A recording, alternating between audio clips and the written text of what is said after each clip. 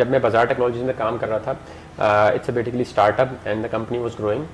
Then we realized that there should be a tool that should manage all the knowledge base and communication among the colleagues, right?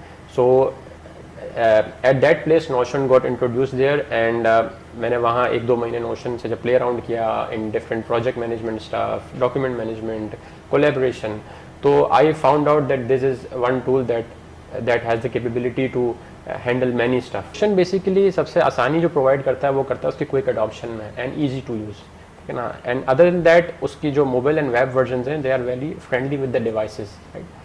And third thing is that किसी भी organization के लिए उसका जो data होता है या उसकी जो knowledge base होती है वो बहुत ही important होती है, और उस information को आप किसी भी तरह के customizable views में अगर view करना चाहें या उससे information extract करना चाहें तो that is basically ticking all the boxes for any colleague in an organization to get the information.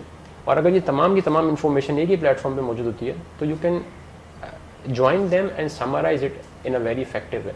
So that is basically the benefit that it provides to organization, और ये चीज़ें बड़ी quickly execute हो जाती हैं within no time. The human brain is designed, it is to perform task and not keep the information, right?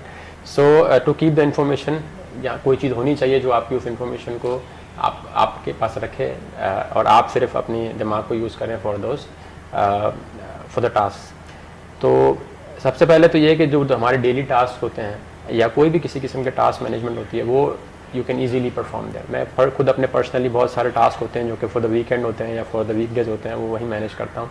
उसके अलावा there are some ideas and brainstorming stuff जो कि आप कर रहे होते हो, एंड वो ब्रेन स्टॉर्मिंग स्टफ को फिर आप can convert it into a post or in a blog format.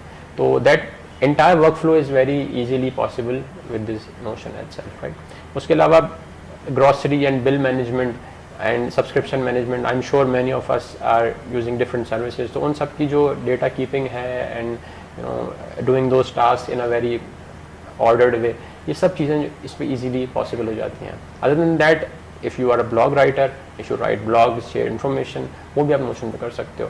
So all of these examples are really related to me personally, and I all do all this stuff on Notion.